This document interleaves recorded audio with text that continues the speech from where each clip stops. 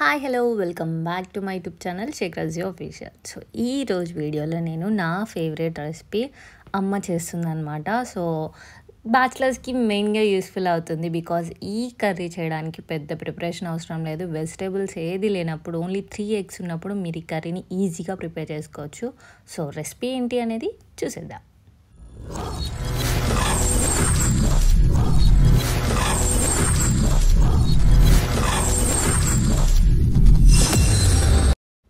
So చెప్పాను కదా, only 3 ఎగ్స్తో ఈ రెసిపీ అని చెప్పేసి. సో సింపుల్గా నేను అలాగే చూపిస్తాను. వీడియో పెద్ద లెంత్ కూడా లేదు, 3 మినిట్స్ ఉంది. స్కిప్ చేయకుండా కంప్లీట్గా చూడండి.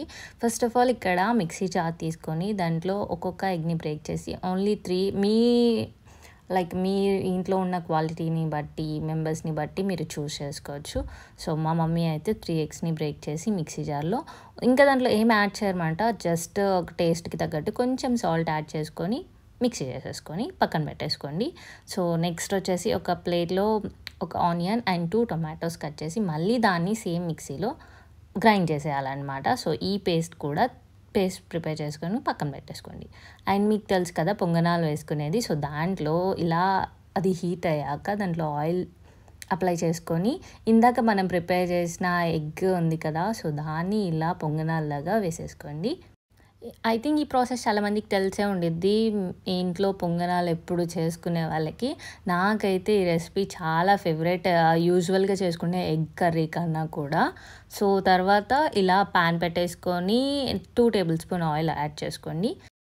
సో మనం ఆల్రెడీ ప్రిపేర్ చేసి పెట్టుకున్న టమాటో ప్యూరీ, అలాగే మీ టేస్ట్కి తగ్గట్టు సాల్ట్, టర్మరిక్, కారం, అలాగే అల్లం వెల్లుల్లి పేస్ట్, కొబ్బరి పొడి అండ్ ధనియా మసాలా. సో ఇవన్నీ మీ టేస్ట్కి తగ్గట్టు యాడ్ చేసుకోండి. క్వాంటిటీ కావాలంటే వీడియోలో చూడండి. అండ్ ఒక గ్లాస్ ఆఫ్ వాటర్.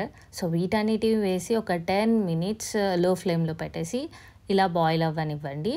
సో తర్వాత మనం ఆల్రెడీ ప్రిపేర్ చేసి పెట్టుకున్నాం కదా ఎగ్స్ని పొంగనాల్లాగా, సో వాటిని దీంట్లో వేసేసుకోవడమే అనమాట.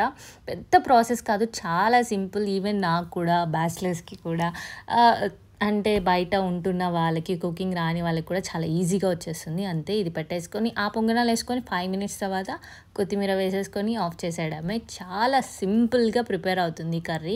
సో ఇలాంటి సింపుల్ కర్రీస్ కావాలంటే నా ఛానల్ని సబ్స్క్రైబ్ చేసుకోండి. అండ్ నా వీడియోస్ ఎవరైనా చూడకపోయింటే వెళ్ళి చూడండి.